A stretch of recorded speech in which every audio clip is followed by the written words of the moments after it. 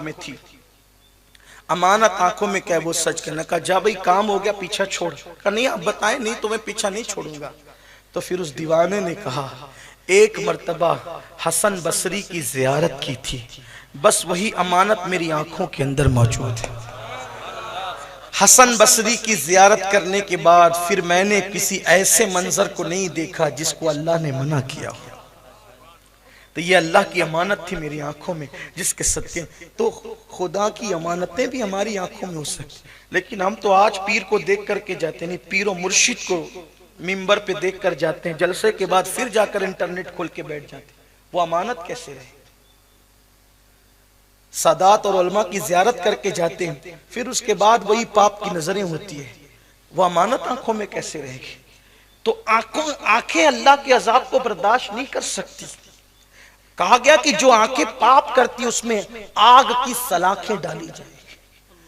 लेकिन ये बात भी मैं कहना चाहता हूं, अगर मेरी माएं और बहनें मौजूद हैं कि देखने वालों की आंखों में आग की सलाखें पड़ेगी, काश कि जिसे देखा जाता है वही अपने आप को छुपा ले।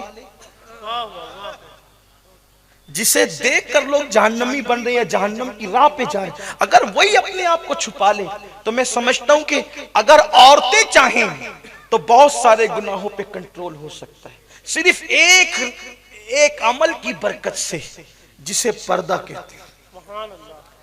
एक अमल औरत इख्तियार कर लें जिसे पर्दा कहते हैं। और पर्दा सिर्फ औरत के लिए एक कानून नहीं है, बल्कि पर्दा इबादत भी है, पर्दा शराफत भी है, पर्दा रियाजत भी है।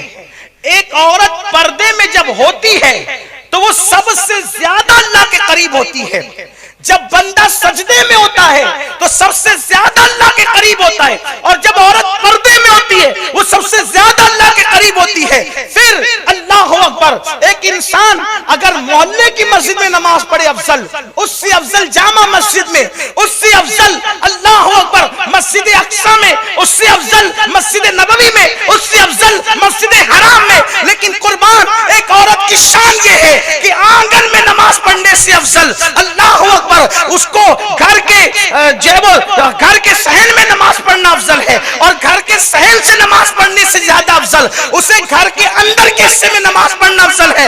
बल्कि जो औरत छुप के अपने घर में नमाज पढ़ती है, सरकार फरमाते हैं औरत का घर में नमाज पढ़ना मस्जिद नबवी में नमाज पढ़ने से अफजल। नारे तकबीर, नारे रिसालत, नारे रिसालत। सरकार फरमाते मेरी मस्जिद में औरत के लिए नमाज पढ़ने से अफजल है कि वो अपने घर में अगर मर्द मस्जिद नबवी में नमाज पढ़ना चाहे तो इतना लंबा सफर तय करना होगा, और औरत मस्जिद नबवी से नमाज पढ़ने से ज्यादा सवाब उसको घर के अंदर अपने घर में। और ये सरकार का फरमान है। वजह क्या है?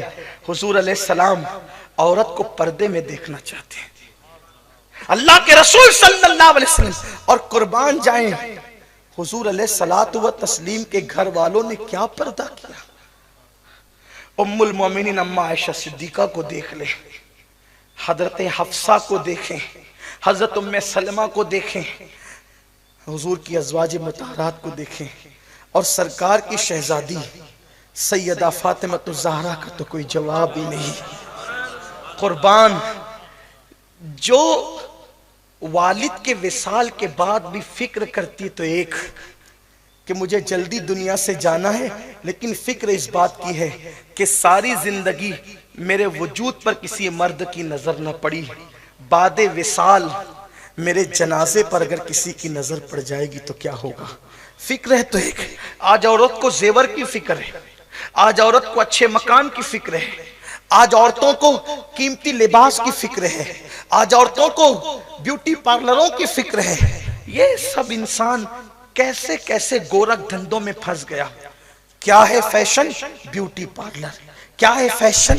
ज़ेवरात। क्या है फैशन? जिस्म का मसाज। ये सारे गुनाह औरतें कर रही हैं। हैरत है मुझे, जिस्म का मसाज कराने वाली औरतों से पूछता हूँ कितना भी मसाज करा लो, अगर अल्लाह नाराज है तो इस जिस्म को कब्र के कीड़ों ने ही खाना है। जो औरतें कुत्ते और चूहे को देखकर चिल्ला उठती है, उन औरतों का हश्र क्या होगा जो बेपर्दा घूमती है। हज़रत सैयदा फातिमा ज़हरा सलाम